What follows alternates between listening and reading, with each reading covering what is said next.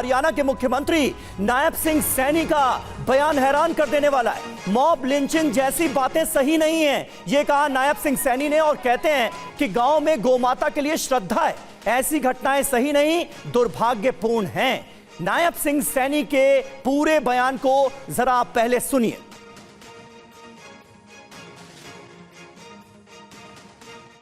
Mob lynching का बात, ये इस प्रकार की बातें ठीक नहीं है। हमने क्योंकि गौ माता के संरक्षण के लिए विधानसभा के अंदर भी कड़ा कानून बनाया है और गौ माता के इसके लिए कोई समझौता नहीं है।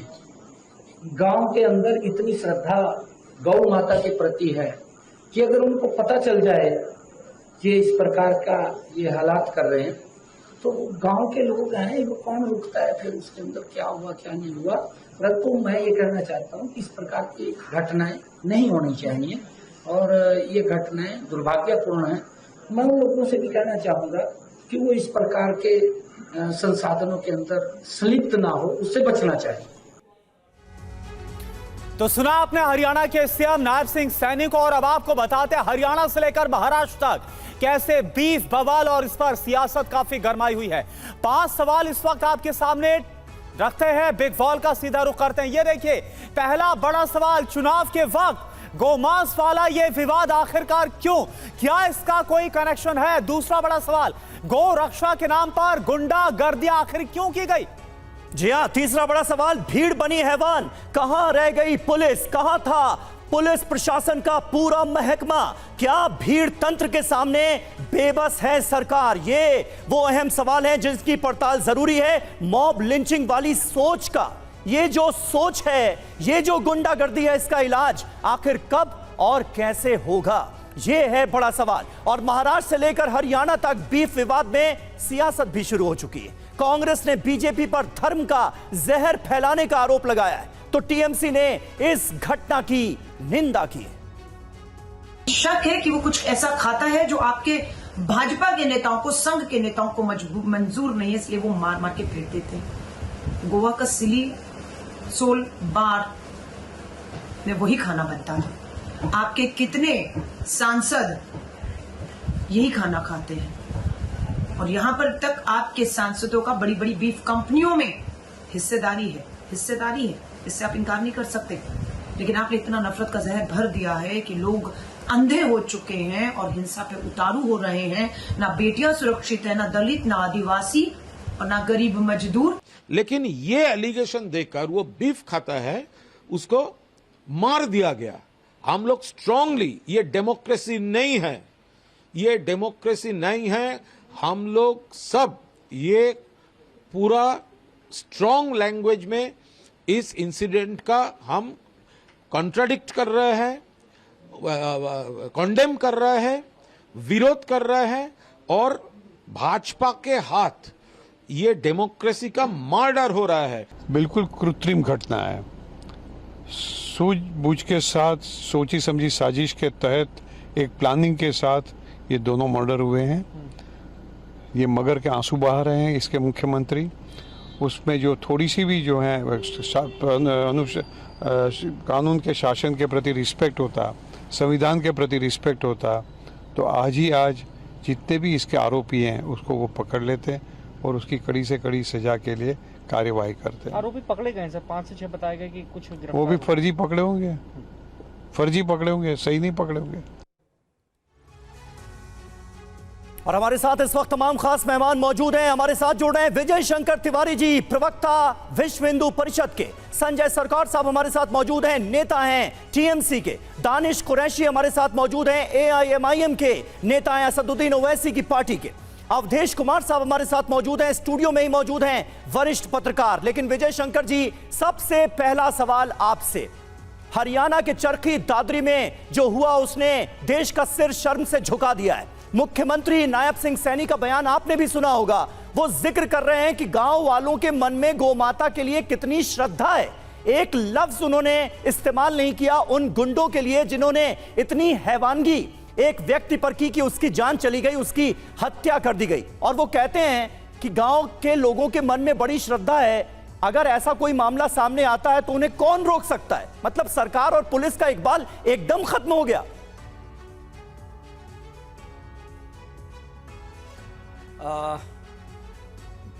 देखो, आपने जो एक दो शब्द बोले हैं कि बहुत जघन्य है और सारे देश का सिर जो है शर्म से झुक गया है जी। तो बंगाल में इतनी सारी घटनाएं हो गई तब सिर शर्म से नहीं झुका। और ये टीएमसी बोल रही है जिसके यहाँ सैकड़ों बच्चियों का बलात्कार हो गया और बलात्कारी जेल में हैं, सैकड़ों हत्याएं हो गई, इसके बाद भी उनका सिर शर्म से नहीं झुका। मैं ये कहता हूं कि अगर कोई कहीं गलत काम होता है तो उसका पुलिस संज्ञान लेती है। और कितनी हत्याएं होंगी, अभी गाजियाबाद में एक 14 साल की बच्ची का बलात्कार होता है और उसके पास में ही रहने वाला आदमी करता है, वो फैजान नाम का है, तब हमारे देश का जो सिर है वो सर्व से फक्र से ऊंचा हो गया। मैं कहता हूं कि अगर कोई इस प्रकार का काम होता है तो पुलिस को अपना काम करने दीजिए। लेकिन ये जो आज बिल से निकल के आ गए हैं, ये आईआईएम वाले निकल के आ गए, बाकी कांग्रेसी निकल के आ गए, टीएमसी निकल के आ गए, जो वो अभी हत्याकांड हुआ कलकत्ता में तब ये बिल के अंदर छुपे हुए थे, तब इनकी जबान नहीं थी, तभी कुछ बोल नहीं सकते थे, इनके पास शब्द नहीं थे। नहीं, अगर इतना बड़ा क्राइम हो जाए, अगर इतनी बड़ी वारदात हो जाए, मॉब लिंचिंग करके किसी को पीट कर सिर्फ गौ मांस रखने के शक पर हत्या कर दी जाए, तो किसी पॉलिटिकल पार्टी को बोलना नहीं चाहिए, किसी को आवाज नहीं उठानी चाहिए कि हाँ ये गलत हुआ है। क्रिमिनल्स जो हैं, जो गुंडे हैं, उनको सजा होनी चाहिए। आपको क्या लगता है समीर जी, आपको क्या लगता है समीर जी, आपको क्या लगता है कि धर्म के नाम पर मुसलमानी हत्याएं कर सकते हैं? मुसलमानी सब कुछ कर सकते हैं, यानी धर्म उनका है, धर्म दूसरे का नहीं होता है। मैं कहता हूं कि कन्हैया की हत्या हो गई, ये सारे बिल के अंदर छुपे रहे। अभी देवराज की हत्या हो गई, ये सारे झुके रहे। विजय शंकर जी, आप बंगाल का जिक्र कर रहे हैं, हम पिछली 10 डिबेट बंगाल पर कर चुके हैं। बंगाल में जो हैवानगी हुई, जो बर्बरता हुई, उसका जिक्र हमने बार बार किया, लेकिन जितना बर्बर वो है उतना बर्बर ये भी है। जो शब्द आपने प्रयोग किए, बिल्कुल, मैंने जो प्रयोग किया शब्द वो बिल्कुल सोच समझ कर किया। देश का सिर जो जी नहीं हुआ था जी, मॉब लिंचिंग के नाम पर अगर किसी को पीट कर मार दिया जा रहा है, विजय जी, और मुख्यमंत्री ये कह रहे हैं, सुनिए मेरी बात, और मुख्यमंत्री ये कह रहे हैं कि हम कैसे रोक सकते हैं, हम कैसे रोक सकते हैं, ये तो लोगों की श्रद्धा है। मतलब जो गुंडे हैं, जो लोगों को पीट रहे हैं, वो श्रद्धावान हैं, आप ये कहना चाहते हैं? मैं क्या कहता हूं समीर जी, इसमें देश का जो सर है सर से झुक गया। ये यहां बोल रहे हैं, जब ये गाजियाबाद की घटना हुई तब ये शब्द प्रयोग किया था क्या आपने? कलकत्ता में इतनी घटनाएं हो गई, ये शब्द प्रयोग किया था क्या आपने? नहीं, चलिए, आप मेरी बात को कटघरे में खड़ा कर रहे हैं ना विजय जी, मैं आपसे पूछता हूं, आपने जब ये घटना देखी, इसका वीडियो देखा, तो आपका गर्व से सिर ऊंचा हो गया क्या? ये शब्द कलकत्ता नहीं, आपका सिर शर्म से नहीं झुका, गर्व से ऊंचा हो गया क्या? गाजियाबाद में क्यों नहीं हुए? ये शब्द उदयपुर वाली घटना में क्यों नहीं हुए?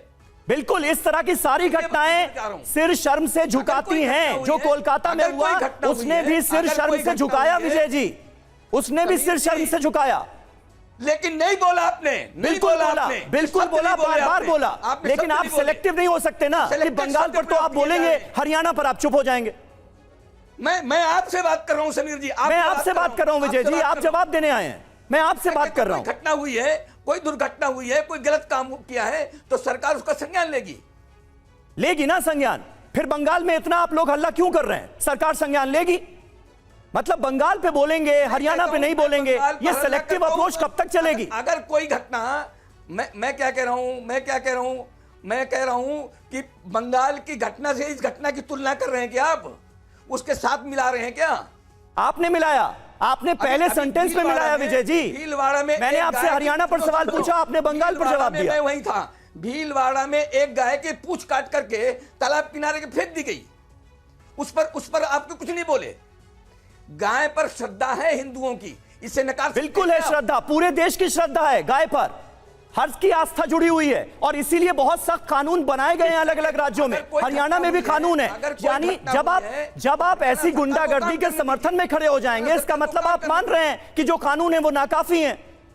मैं कहता हूं, कौन खड़ा है गुंडागर्दी के पक्ष में? कोई नहीं खड़ा। मैं कहता हूं हरियाणा सरकार को काम करने दीजिए। जी, चलिए ठीक है विजय शंकर जी, आप दूसरी घटनाओं का जिक्र करके क्या इसको जस्टिफाई करने की कोशिश कर रहे हैं, यह भी एक बड़ा सवाल है। संजय सरकार जी, आपसे सवाल मेरा यह है, आपने नायब सिंह सैनी हरियाणा के मुख्यमंत्री का बयान तो आपने सुना होगा ना, उन्होंने कहा मॉब लिंचिंग ये कहना ठीक नहीं है, गोमांस रखने का शक था, ऐसे में एक शख्स को साबिर जिसका नाम था उसको पीट पीट कर मार दिया गया। कैसे आप देखते हैं, कैसे टीएमसी इस पूरी घटना को देखती है? देखिए, सबसे बड़े बात क्या है ना, हरियाणा में भारतीय जनता पार्टी को जमीन से एकदम निकाल, जो पैर नहीं है उसमें, और उसको घिसक दिए हैं। और वहां पर जिस सिचुएशन है, यहाँ पर राजनीतिक एक चुनाव सिचुएशन में उसको जिंदा रहना है। जिंदा रहने के लिए क्या चाहिए? गोमांस जैसे घटना के लिए सेंसिटिव घटना, उसके लिए हत्या, एक आदमी को हत्या कर दिया गया। और भारतीय जनता पार्टी को अच्छा तरफ से मालूम है जो हम हरियाणा में किसी भी हाल में जीत नहीं पाएंगे, इसको स्थिति बहुत खराब है। अगर हिंदुत्व का अगर गोमांस को जिगर अगर नहीं रखेंगे तो वहां जीतना बहुत भारी है उन भारतीय जनता पार्टी का आज के तारीख में। तो मैं आपको बता रहा हूँ, जब अब 20-25 सीट भी मिलना उसके लिए बहुत नामुमकिन है, और इसको जिंदा रखना ही इनका मेन काम है। मैं देखिए इस घटना को बहुत निंदा करता है। भारत का संविधान में कहीं भी किसी को परमिशन नहीं, किसी को खान पान रोकने के लिए नहीं। समीर जी, करुणा जी, आप भी संविधान पढ़ते हैं, आपको भी मालूम है। इसके पहले भी अहमदाबाद में एक घटना घटा था, उसमें हाईकोर्ट में हाईकोर्ट एकदम उसमें डायरेक्ट बोले थे कि आप किसी भी खान पीन कहीं रोक नहीं सकता, आपको रोकने का कोई अधिकार नहीं है, संविधान में कहीं लिखा नहीं है ये पर। लेकिन ये भारतीय जनता पार्टी को आदमी अब विश्व हिंदू परिषद आरएसएस वाला मानने वाला नहीं।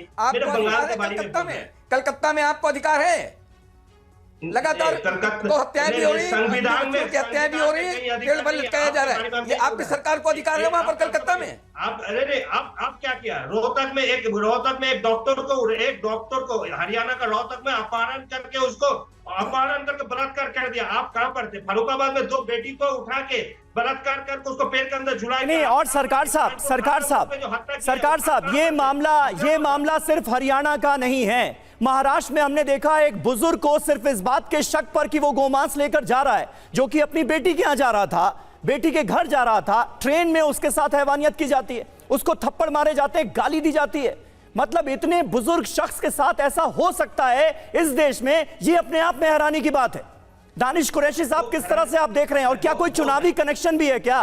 क्योंकि चुनाव आ रहे हैं, इसलिए अब इस तरह के मैटर्स को एक बार फिर उकसाने की, बढ़ाने की कोशिश की जा रही है। दानिश साहब, बहुत देखिए समीर जी, मैं आपको बताऊं, दरअसल दिक्कत क्या है कि देश में ये जो फैनेटिक ऑर्गेनाइजेशन है, जो धर्म के नाम पर या गौरक्षा के नाम पे कर रही हैं, गुजरात में तो इसका मैं खुला आपको बिल्कुल जिम्मेदारी के साथ कह रहा हूं कि काफी सारे लोग, 100% नहीं लेकिन काफी सारे लोग इसमें वसूली का धंधा करते हैं गौरक्षा के नाम पे।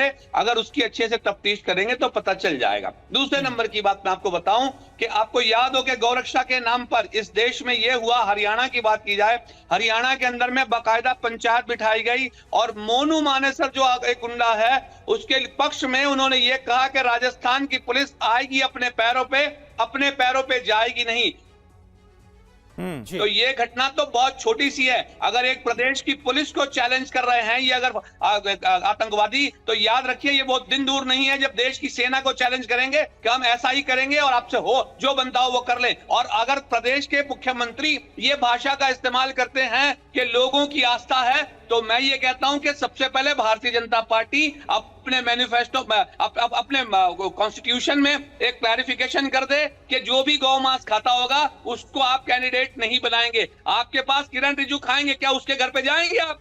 पूछिए विजय शंकर तिवारी जी से पूछिए और उन तमाम लोग रक्षकों को पूछिए कि क्या आप दिल्ली में उनके घर पे जाएंगे किरण रिजिजू जी के, जिन्होंने खुले तौर पे कहा था कि हाँ मैं खाता हूं। आप बताइए कौन रोक सकता है? तो दिक्कत क्या है कि आपको मुसलमान निशाने पर बनाने के लिए इसलिए जरूरी है क्योंकि आपकी सियासी बिसात मुसलमानों के बिना कुछ भी नहीं है। अब आ जाते हैं दूसरे नंबर की बात। नहीं, लेकिन दानिश जी एक बात ये भी है ना कि आप लोगों की अप्रोच भी सिलेक्टिव है। मतलब धर्म देखा जाता है कि जिसको मारा जा रहा है वो अगर मुसलमान है तब तो आप लोग बोलेंगे, अगर हिंदू है वो उसके साथ अगर कोई अन्याय हो रहा है तब आप लोगों के जुबानें जो हैं वो सिल जाती हैं। यही बात तो अभी विजय शंकर तिवारी जी कह रहे थे, सिलेक्टिव अप्रोच जो है वो दोनों तरफ से नजर आती है। ये क्या दुर्भाग्य है इस देश का?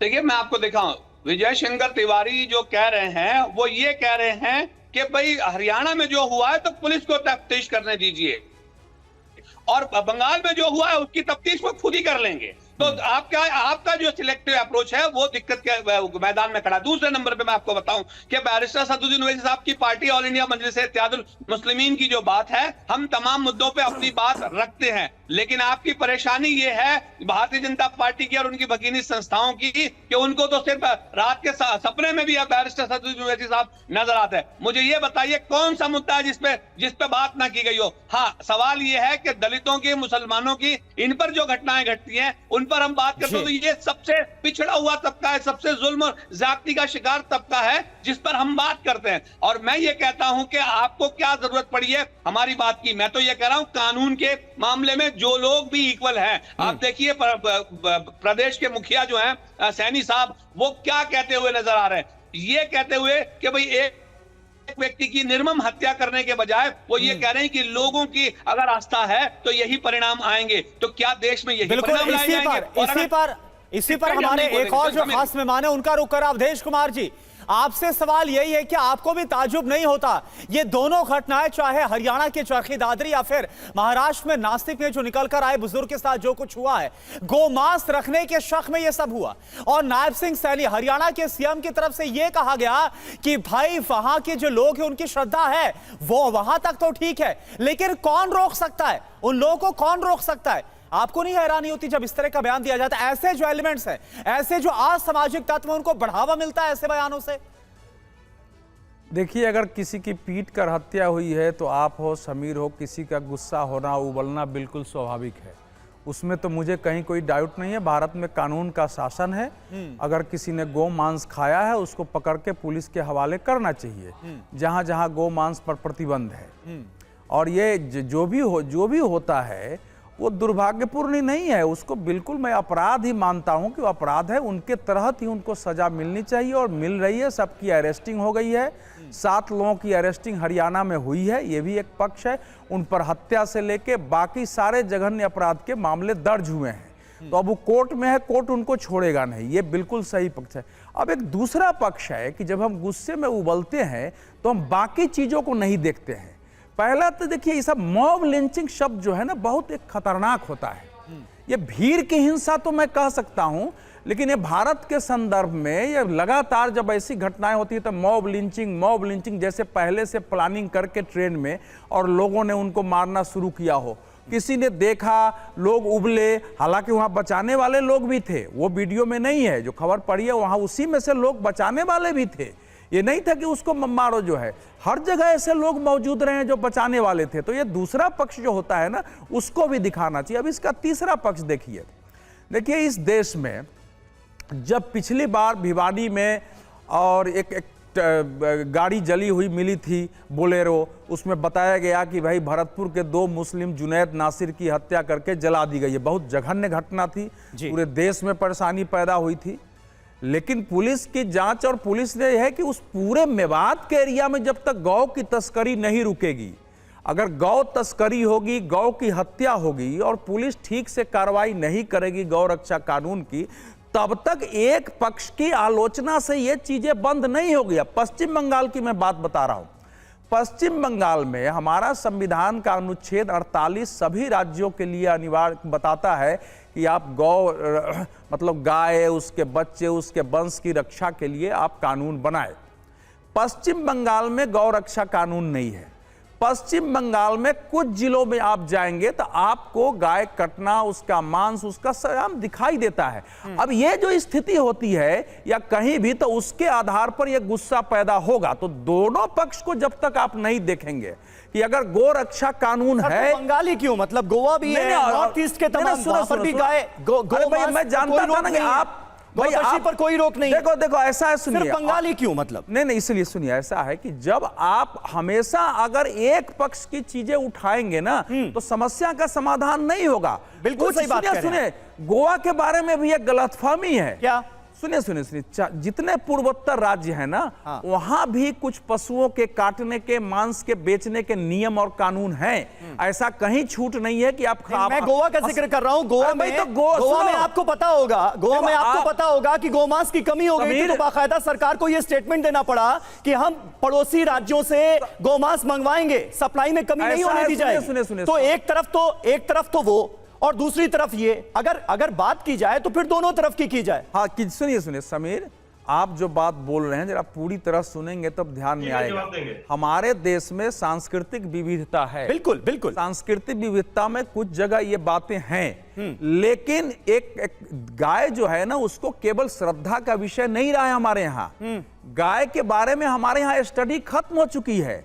जिस दिन स्टडी गाय की होगी ना, एक एक व्यक्ति चाहेगा कि गाय हमारे देश में रहे। गाय में इतनी वैज्ञानिक शक्ति होती है, इतनी चीजें हैं, अब स्टडी में, तो इसलिए उसकी रक्षा देखिए। नहीं, वो तो हमने शुरू में ही कहा कि भाई गाय के लिए इस देश के लोग श्रद्धा रखते हैं और उनकी श्रद्धा का सम्मान होना चाहिए। विषय अगर आप नहीं लेना, केवल तो श्रद्धा अगर रखते हैं। हाँ, देखिए बिसहारा में 2015 में कांड हुआ था, याद है ना? पूरे देश के पॉलिटिशियन गए थे। जब फोरेंसिक लैब में जांच हुआ तो वो गोमांस निकला था, उसके बाद सब चुप हो गए। तो ये ऐसे लोगों के खिलाफ कानून कार्रवाई करेगा ना? देखो विजय शंकर जी, ठीक है, अब नहीं, बात अधूरी रहने से हिंसा बिल्कुल नहीं, हिंसा बिल्कुल नहीं।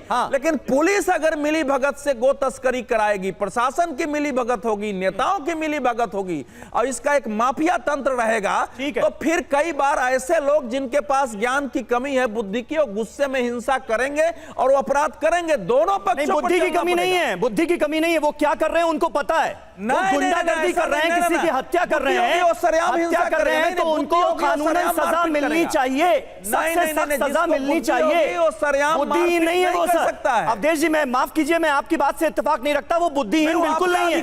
वो क्या कर रहे हैं, वो क्या कर रहे हैं, उनको बहुत अच्छे से पता है। विजय शंकर जी, जिसको पता होगा वो हिंसा नहीं करेगा। ठीक है सर, ठीक है, आपने अपनी राय रखी। विजय शंकर जी, मुझे ये बताइए, विजय शंकर जी मुझे ये बताइए, जब इस तरह के मामले सामने आए थे, साल था 2017, यानी आज से 7 साल पहले, देश के प्रधानमंत्री नरेंद्र मोदी ने कहा था कि जो लोग, कुछ लोग ऐसे हैं जो कि गौ रक्षा के नाम पर गुंडागर्दी करते हैं, असामाजिक तत्व हैं, रात में कुछ और दिन में कुछ और। क्या वो ऐसे लोगों पर नकेल नहीं कसनी चाहिए? विश्व हिंदू परिषद इसके लिए क्या कर रहा है ताकि ऐसे लोग गुंडागर्दी ना कर पाए, किसी की हत्या ना कर पाए, और हर राज्य में कानून अपना काम करे? और यहां तो उन 2 राज्यों का जिक्र हो रहा है जहां बीजेपी की ही सरकार है, महाराष्ट्र, हरियाणा। समीर जी बिल्कुल बहुत ठीक बात कही। जब उन्होंने ये कहा था जी, तब हमने एक बात कही थी कि जो गौरक्षक है वो गुंडा नहीं हो सकता, और जो गुंडा है वो गौरक्षक नहीं हो सकता है। मैंने बहुत क्लियर ये कहा था कि जो गौरक्षक है वो गाय पालता है, वो गाय को खिलाता है, गाय को पालता है, गाय को पूजता है, वो गुंडा, जो इस प्रकार का गुंडा नहीं हो सकता, और जो गुंडा है वो गौरक्षक नहीं हो सकता है। ये बात उस समय भी मैंने कही थी। लेकिन अभी जो कई बातें हो गई, अभी हमारे सरकार साहब बोल रहे थे, हमारे AIMM पार्टी के प्रवक्ता जी बोल रहे थे, तो जब एक 70 साल का बुजुर्ग कानपुर में जाकर एक दलित बच्ची के साथ बलात्कार करता है, तब इनको ध्यान में नहीं आता संविधान, तब इनको ये सब कुछ ध्यान में नहीं आता है। और वहां जब CBI वालों को पकड़ लिया जाता है, उनके साथ मारपीट की जाती है बंगाल में, तब सरकार साहब संविधान की रक्षा कर रहे होते हैं। मैं ये कहता हूं समीर जी कि संविधान की रक्षा करना सबका काम है, वो हम सब लोग मिलकर करेंगे। जहां गलती होती है उनको कड़ा दंड मिले, लेकिन इस काम के लिए कि गाय का बार बार अपमान हो, गाय को बार बार सड़क के बीच में काटा जाए, गाय की पूंछ काटी जाए, ये देश से बंद होना चाहिए। जिस दिन ये बंद हो गया उस दिन हिंदू की तरफ से एक भी घटना आपको सुनाई नहीं पड़ेगी, एक भी घटना सुनाई नहीं पड़ेगी। समीर मैं जवाब दूं, चलिए ठीक है, मैं जवाब दूं। आ रहे आपके पास आ रहे, लेकिन क्योंकि इस बार कुछ पॉलिटिकल रिएक्शंस भी आ गए हैं। हरियाणा के चरखी दादरी हत्याकांड पर बीएसपी प्रमुख मायावती की तरफ से क्या कहा गया, आप देखिए। मॉब लिंचिंग का रोक खत्म नहीं हो रहा है, यह मायावती की तरफ से बयान है। हरियाणा के चरखी दादरी में मानवता शर्मसार हुई है, युवक की पीट कर हत्या करना शर्मनाक है। हरियाणा की कानून व्यवस्था की पोल इससे खुली है। तो मायावती का यह एक्सपर्ट पोस्ट, जो कि भीड़ हत्या, मॉब लिंचिंग का रोक खत्म होने का नाम नहीं ले रहा, चरखी दादरी में जो हुआ उसकी कड़े शब्दों में निंदा की गई है, अति दुखद है ये। तो बीएसपी चीफ मायावती ने भी कहा है कि मॉब लिंचिंग का ये रोग खत्म होने का नाम नहीं ले रहा है। टीवी 9 संवाददाता ने चरखी दादरी के उस इलाके में रहने वाले लोगों से बात की है। हमारे रिपोर्टर ग्राउंड पर पहुंचे जहां मॉब लिंचिंग हुई, लोगों ने वहां पर क्या बताया, सुनिए जरा। मतलब थाने में ले जाने के बाद हम लोगों को तो कोई कुछ किया नहीं है। हम लोगों को पुलिस का फुल सपोर्ट मिल रहा है। मतलब पुलिस हम लोगों को ड्यूटी दे रहा है। हम लोग थाने में कोई मारपीट नहीं हुआ है। हम लोग जितने लोग थाने में थे हम लोग सेफ थे। अभी वो लोग मतलब काम पे गया था, मोबाइल छोड़ के गया था। वो लोग हमको सुनने में आया कि यही से जुग्गी से उठा के लेके गया, शब्बीर को भी इनको भी। 27 तारीख को पहले हमने 25 तारीख को ऐसे ही होगा, हम गोश्त लाया था भैंस का, तो हमने लाया था, हम खाता है इसलिए हमने लाया है। उनका बस 27 तारीख को पता ना किसी को पता होगा, वो लोग आया है। हम सब लोग काम पे गए थे, कोई भी नहीं था घर पे, बस बच्चा था और एक लड़का था, यही था। फिर बहुत आदमी आके बस गाड़ी गुड़ी वहाँ खड़ा करके इनको मारपीट शुरू कर दिया है। और उनका बता रहा था तुमने गाय का गोश्त खा रहा है, गाय का गोश्त खा रहा है तो लिखा लो। ये जबरदस्ती कह रहा था। फिर कह रहा नहीं हमने गाय का नहीं खाया, हम भैंस का खाया है। हमारे घर में भी चेक किया था और वीडियो भी बना लिया। हमने दाल चावल बना के रख लिया था। अच्छा, हाँ, आप लोगों ने दाल चावल बनाए थे? हाँ हाँ। और साबिर के खाने में क्या था? साबिर के खाने में मुझे नहीं पता, साबिर तो वहाँ पर रहते थे। हम साबिर को अभी आज तक आंखों से ही नहीं देखा था। हम काम पे नहीं जाते। असरुद्दीन को जानते थे आप? हाँ, असरुद्दीन को जानते हो, वो यही जुग्गी पे रहते थे। तो असरुद्दीन के साथ मारपीट क्यों हुई? वही भैंस का मांस लाए थे हमारे यहाँ, तो भैंस का मांस को किसी ने बताया कि हम गौ मांस खाते हैं, इसी कारण वो लोग आके ऐसा लफंगा कर दिया और उसको मारा। तो देखिए, खाने का वीडियो बनाया, घर से निकाल कर ले गए और उसके बाद ये पूरा वाकया सामने आया जिसमें युवक की मौत हो गई। दानिश कुरैशी जी, आप कुछ बोलना चाह रहे थे, आप अपनी बात को रखिए। लेकिन एक मेरा सवाल यह भी है कि दीपक बाबरिया जो कि कांग्रेस के नेता है, उनकी तरफ से यह तक शक जाहिर किया गया कि क्योंकि चुनाव है ऐसे में यह सब कुछ सोच समझकर किया गया है, एक बड़ी साजिश की तरफ उनकी तरफ से इशारा किया गया, आरोप लगाया गया। आपको ऐसा लगता है क्या? देखिए, मैं आपको एक बात बताऊं समीर, कांग्रेस की दिक्कत क्या है कि वो सारी चीजें चुनाव के नुक्ते नजर से देखती है और चुनाव को ही बस वो चुनाव के वक्त ही 2, 4, 6 महीने बाहर आती है, फिर उसके बाद वो लौट के चली आती है। आप देखेंगे कि संविधान का वो लेकर पहुंच जाते पार्लियामेंट में, लेकिन उसको लागू करने के लिए जमीन पर जब उतरना होता है तब मुसलमानों की सुरक्षा, दलितों की सुरक्षा करने के लिए कोई नहीं आता, और खास करके कांग्रेस तो कभी भी नहीं आती। रह गई बात, अभी मैं ये कह रहा था कि वीएचपी के जो प्रवक्ता है तिवारी जी, वो ये कह रहे थे कि जब तक ये खत्म नहीं होगा कब तक इस तरह की घटना होती रहेंगी। तो देखिए, मैं आपको बताऊं वीएचपी का प्रॉब्लम क्या है कि वो खुद कानून बनने के फिराक में। मुझे ये बताइए, इस देश में हमारे यहाँ बलात्कार के लिए कानून है, हत्या के लिए कानून है, लूट के लिए कानून है, चोरी के लिए कानून है, लेकिन अगर वो हत्याएं नहीं खत्म हो रही तो क्या ये सब उतारू हो जाएंगे उसके ऊपर कि भाई हत्या के लिए अगर इंतजार करने की जरूरत नहीं, हम खुद वो बनेंगे सत्ता के धारी और जाके किसी की भी हत्या कर देंगे। किसी ने लूट मचाई है तो लूट मचा देंगे। तो क्या देश में इस तरह से अराजक कानून बनाने की कोशिश कर रही है? और उसके बाद प्रदेश के मुख्यमंत्री ये उसके अंदर में इजाफा कर रहे हैं। दूसरी तरफ पंचायत के अंदर में देखिए कौन कौन था, बजरंग दल, वीएचपी और क्या बोलते भारतीय जनता पार्टी के नेता, ये तमाम लोग एक प्रदेश की पुलिस को चैलेंज कर रहे थे। उसके बाद आज तक उस पर एफआईआर नहीं हुई। तो देखिए, मैं आपको एक बात बताऊं, इंतजार करने की घड़ी अब ये आ गई है कि पुलिस के मामले में तो अब कंट्रोल में नहीं बचा, क्योंकि खुद प्रदेश के मुखिया अगर ऐसा कहते हैं तो इसका तर्क निकल के आता है। तो क्या वो दिन दूर नहीं है? हम क्या उसका इंतजार करेंगे कि एक दिन आएगा कि दानिश साहब, इस मामले में भी कानून अपना एक्शन ले रहा है, कानून कार्रवाई कर रहा है। जितने भी गुंडे थे वो सब अरेस्ट हो गए हैं, ये हमें नहीं भूलना चाहिए। ऐसा नहीं है कि कार्रवाई नहीं हुई उन लोगों के खिलाफ। संजय सरकार साहब हमारे साथ मौजूद हैं, बहुत देर से कुछ ऐड करना चाह रहे हैं। संजय सरकार साहब, ये मॉब लिंचिंग की घटनाएं आखिर कैसे रुकेंगी? हमने देखा कि 2017 में प्रधानमंत्री के बयान का भी मैंने जिक्र किया, उसके बाद थोड़ी सी कमी आई थी इस तरह की घटनाओं में, लेकिन अब महाराष्ट्र से इस तरह की घटना का सामने आना, हरियाणा से इस तरह की घटना का सामने आना, कोई कनेक्शन देखते हैं क्या चुनावों से? वो कहावत है ना, एक शेर है कि चुनाव हुए तो कहीं ना कहीं तनाव होगा, तो तनाव पैदा किया जा रहा है क्या क्योंकि चुनाव है? देखिए, अवधेश जी बहुत सारे चीज बोले हैं, मैं अवधेश जी को सवाल का जवाब दे देता। जी बोलिए। नॉर्थ ईस्ट में, मणिपुर में, अरुणाचल में, नागालैंड में, मिजोरम में मेघालय में यहाँ गो मांस खाया जाता है। हम इसके लिए खाते नहीं, उसके लिए हम नहीं बोलने चाहते हैं। गोवा में भी खाया जाता है, चलिए वो ठीक है, लेकिन गो संरक्षण के बाद में बोल रहे हैं। लेकिन गो संरक्षण आलम जैसे कंपनी से Bharatiya Janata party electronic board से करोड़ों करोड़ों चंदा ले लेते हैं, तो वहां पर गो संरक्षण कहाँ रहता है अवधेश जी? वो कहाँ रहता है गो संरक्षण? गौ संरक्षण वहां पर होता है कि नहीं है? वहां गौ संरक्षण में चंदा लेते हैं, उसके लिए गौ संरक्षण नहीं होता है। आपको निगाह एक आंख से देखना नहीं, दो आंख से देखना है। और ये जो घटना घटे, ये एक राजनीतिक कारण है। भारतीय जनता पार्टी हरियाणा में बहुत बुरे हाल है कि अभी वहां पर हर बूथ में वहां पर किसान लोग पंचायत बैठा रहे भारतीय जनता पार्टी को खिलाफ। और भारतीय जनता पार्टी एक मूव लिंचिंग करके इसको जिंदा रखना चाहते हैं। हिंदू मुसलमान और गौ मांस का खाना नहीं है। संविधान में कहीं कहा नहीं दिया कि आप क्या खाएंगे नहीं खाएंगे, उसको रोक नहीं कर सकते, कोर्ट नहीं रोक सकता है। तो अवधेश कुमार जी कौन से खेत का मूल्य जो रोकने के लिए वहां आ जाते हैं, वहां आ जाते हैं बड़े बड़े बंगाल से लेकर सबको। अब बलात्कार के बारे में भी बोल रहे थे, बलात्कार जब बोले तो फरुखाबाद में 2 दिन पहले क्या घटना हुआ, 2 बच्ची को वहां पर हत्या करके बलात्कार करके पेड़ में झुला दिया। कानपुर घाटमपुर में, उन्नाव में क्या घटना घट गया, हथरास में क्या घटना गया, बदायूं में क्या घटना गया, मुरादाबाद में क्या घटना घट गया। आप बुलंदशहर में 6 दलित बच्ची को बलात्कार करके घुसा गया। तो वहां पर यहाँ पर भारतीय विश्व हिंदू परिषद के जो आदमी है वो बोलते नहीं है, जानते नहीं है। सब एक नजर से मत देखिए, 2 नजर से देखिए है। ठीक है, अगर हिंदुओं को रक्षा गौ रक्षक संरक्षण, आपको जो बीफ आलाना जैसे बीफ कंपनी वहां सब चंदा नहीं ले सकता। आप कौन से हिंदू है जब भारतीय जनता पार्टी जैसे इतना बड़ा पार्टी होती है, एक आलाना जैसे बीफ कंपनी से भी चंदा, एक्सपोर्टर कंपनी से भी चंदा ले लेता है आपने, वहां पर गौ संरक्षण की बात बोलते हैं आपने। ठीक है, आपने सियासी मजबूरी का सवाल आपने यहाँ पर उठाया है संजय सरकार जी। अवधेश जी, आपसे सवाल इसी को लेकर है जिसका जिक्र सियासी मजबूरी का जिक्र किया जा रहा है संजय सरकार जी की तरफ से।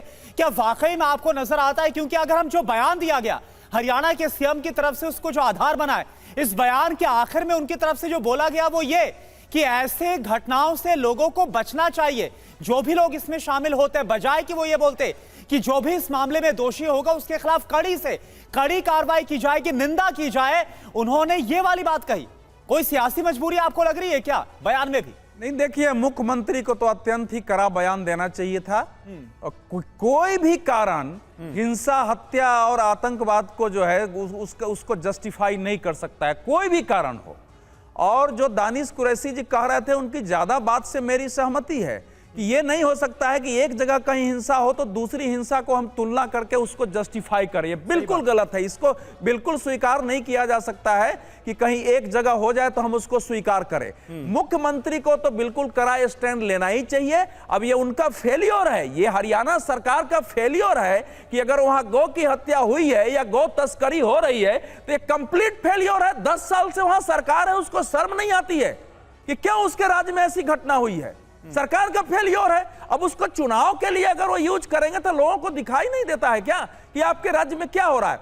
लेकिन जो दूसरी बात है, देखिए, मैं इन सब क्षेत्रों की यात्रा किया हूं, समझने की कोशिश किया हूं हमेशा। मैं ऐसे जो कह रहे हैं ना कि एकदम खुलेआम कोई पूर्वोत्तर में गाय कटती होगी और लोग खाते, वो स्थिति भारत में कहीं नहीं है। ये बिल्कुल झूठ प्रचार होता है। यद्यपि वहां बैन नहीं है, बैन हो भी नहीं सकता है इस स्थिति में, पहली बात। दूसरा है कि भारत में गो, उसके बछड़े और बैल के मांस के निर्यात पर बिल्कुल बैन है। 1 पैसे का निर्यात नहीं होता है। वो बीफ का मतलब भैंस का मांस होता है। हमारे यहाँ गोरक्षकों में भी अगर एक गलतफहमी है कि बीफ का मतलब गाय का मांस होता है, तो उनको भी समझने की आवश्यकता है। कहीं हर जगह गाय का मांस इतना आसान नहीं है। लेकिन मैंने मेवात के इलाकों में, कुछ इलाके में, पश्चिम बंगाल में मैंने देखा है, इसकी जांच की है। गाय कटते हैं, उसके मांस बनते हैं, वो बिकते हैं और यहाँ के लोगों को पता है। तो ये सरकारों का फेलियर है। ठीक है, ये सरकारों का फेल्योर है, ये सरकारों का फेल्योर है। ये आपने एक महत्वपूर्ण बात कही। ठीक है विजय शंकर जी, 1 मिनट सरकार साहब, ऐसे नहीं भाई। विजय शंकर जी, आप बहुत देर से ऐड करना चाह रहे थे, अपनी बात रखना चाह रहे थे। सरकारों का फेल्योर आप मानते हैं क्या ऐसी घटनाओं को जिसमें किसी ट्रेन में बुजुर्ग के साथ पिटाई हो जाए, हरियाणा में चरखी दादरी में गौ मांस के शक में एक इंसान की पीट कर हत्या कर दी जाए? आपको लगता है क्या कि कहीं ना कहीं सरकारों पर भी इस बात का प्रेशर रहता है कि अगर कड़ा एक्शन लेने वाला बयान भी दे दिया तो हिंदूवादी संगठन नाराज हो जाएंगे, विश्व हिंदू परिषद भी ऐतराज करने लगेगा, वोट बैंक का डर भी सताने लगेगा? यह दिक्कत है क्या? देखो समीर जी, ये पश्चिम बंगाल के मुख्यमंत्री नहीं है सब जगह जहां पर हत्याएं होती हैं और वो चुप रहती हैं। सारे देश की सरकारों में कड़े निर्णय होते हैं और जो कोई दोषी पाया जाता है उसको दंड मिलता है। ये पश्चिम बंगाल की सरकारें नहीं है जो संविधान की बात करते हैं। और मैंने पहले ही बताया कि सीबीआई वाले जैसे अगर जांच करने जाते हैं उनके साथ पिटाई की जाती है, उनको बंधक बनाया जाता है। तो मैं ये कह रहा हूँ कि ये तो बात ना करें। और जो चर्चाएं होती हैं बार बार, तो एक ही बात मेरा कहना है कि ये वकालत करना बंद कर दें। जब कोई बलात्कार होता है तो उनकी वकालत करते हैं लोग, जब कोई हत्या होती है उदयपुर जैसी घटना तो ये वकालत करते हैं उनकी। और ये बार बार दलित और मुस्लिम की बात करते हैं, तो अभी तक जितनी घटनाएं बच्चियों के साथ बलात्कार हुए हैं, हत्याएं हुई हैं, उनमें अधिकतर दलित है और ये हत्याएं करने वाले मुस्लिम हैं।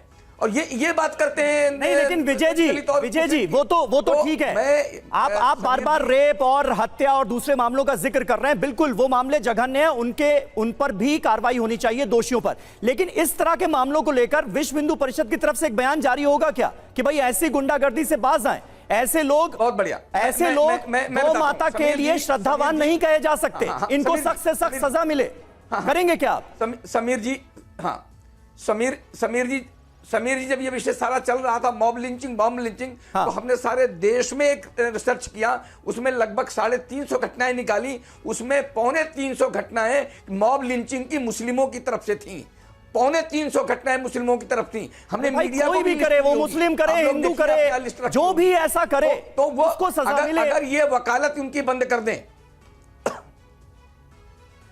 देखो, संविधान है, लोकतंत्र है, और भारत में लोकतंत्र इसलिए क्योंकि हिंदू है। एक बात समझ लीजिए समीर जी, और मैं ये कहता हूं कि उनको उकसाने की कोशिश न की जाए, हिंदुओं के ऊपर बलात् उकसाने की कोशिश न की जाए, क्योंकि वो भी मानव हैं, वो भी आदमी हैं। अगर कोई घटना घटती है तो मैं कहता हूं उनको दंड तो कानून देगा। इस देश में संविधान का राज्य है, बिल्कुल चलता है। बिल्कुल विजय जी, बिल्कुल। और ऐसे में कानून के हिसाब से ही चलना चाहिए, वो नहीं होना चाहिए जो हमने देखा चरखी दादरी में, या फिर जो हम देख रहे हैं महाराष्ट्र में एक बुजुर्ग के साथ ट्रेन के अंदर हुआ। कानून को अपने हिसाब से काम करना चाहिए। वक्त की कमी है। आप सभी का बहुत बहुत शुक्रिया इस बहस में शामिल होने